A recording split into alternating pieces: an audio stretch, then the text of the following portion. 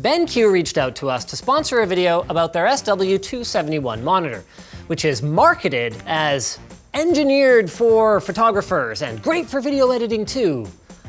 But what does that mean? Well, it means it has hardware calibration support, fantastically accurate colors covering over 99% of the Adobe RGB color space, and it's 4K to boot. So then, with a tool like this at our disposal, we thought, well, hey, why don't we take this opportunity to take a look at how we have done a less than perfect job of color correcting some of our own videos here at LTT, while offering you guys 3 tips and tricks for taking our color correction, and maybe yours too, to the next level. And since I can't tell pink from periwinkle, I've enlisted the help of our very own director of photography, Brandon Lee.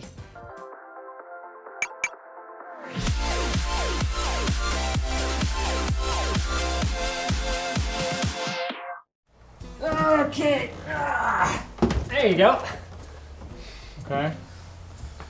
Okay. So taking a look at our backlog from the last 6 months or so, I was able to identify 3 common, let's call them shortcomings, that I think we could improve on. The script is not moving at all, what the heck. Number 1, foreground to background color exposure balancing. This can be really challenging, especially if you're shooting outdoors like we were in our recent Asus AI Mesh video. Let's freeze frame there.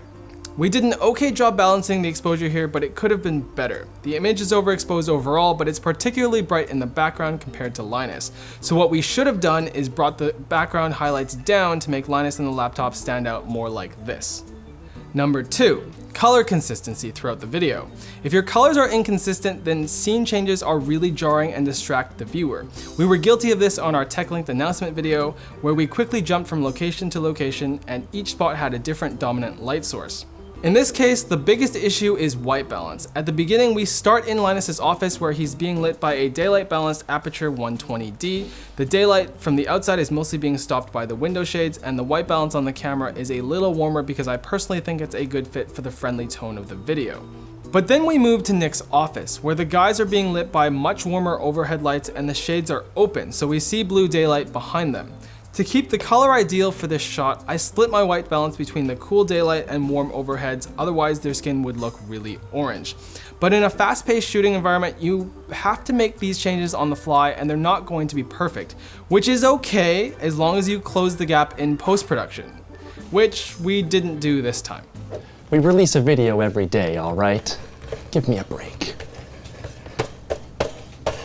All right, that's fine, because I've done the color correction now, and watching the before and after, you can see that it's a smoother experience since the scenes have more unity. And finally, number 3, color grading. This is the process of deliberately altering the colors in the pursuit of artistic expression, rather than neutrality and realism. But here's the thing. In order to do color grading properly, color correction has to be done first.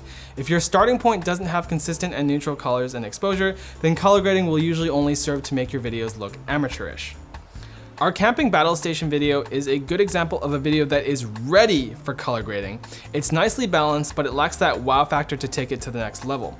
Tweaking the green and yellow tones throughout each shot, as well as the adjustments to the overall contrast, make the video pop just a little bit more. We did actually color grade our murder box video. See how those warm colors shine through? But in my personal opinion, we could have worked in a bit more color contrast by pushing cooler colors in the shadows to contrast the warm orange midtones. There we go. So that's it. Brandon's top 3 tips for taking your videos, our videos to the next level. Back to you, Linus. Thanks, Brandon. Now, are we really doing the newscaster bit? Okay, whatever. Now let's take a closer look at the SW271. So first and foremost, it comes with a shading hood. This not only helps cut out glare, but perhaps more importantly, makes your monitor, and by extension you, look like a super badass.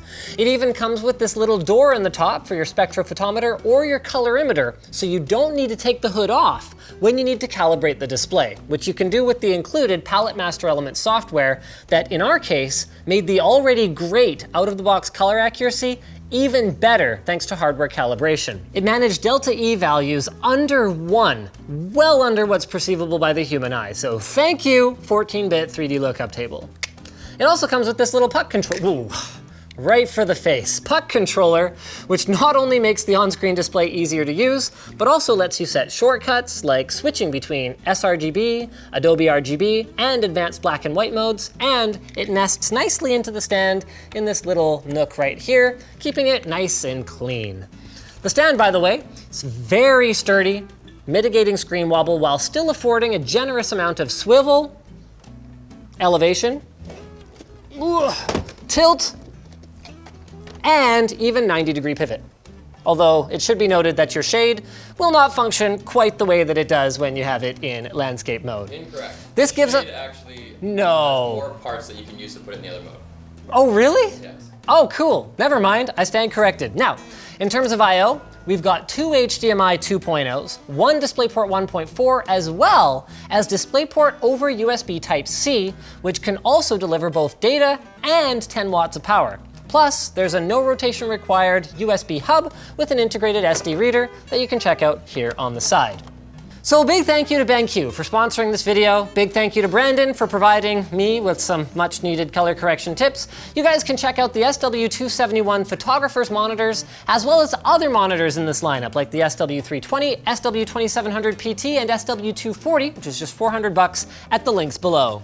There's one for B&H Photo and one for Amazon.com, where the first 50 people can get 10% off by using our promo code. Then after you buy one, you can get a $25 gift card just for writing a review. And if you have more color correction questions, make sure you leave a post on our forum where you can chat with a giant community which includes, believe it or not, some professionals and enthusiasts, as well as some trolls. I'm not gonna oversell it. So thanks for watching, guys. If this video sucked, you know what to do, but if it was awesome, get subscribed, hit that like button, or maybe check out the link to where to buy the stuff we featured in the video description. Also down there is our merch store, which has cool shirts like this one, and our community forum, which you should totally join.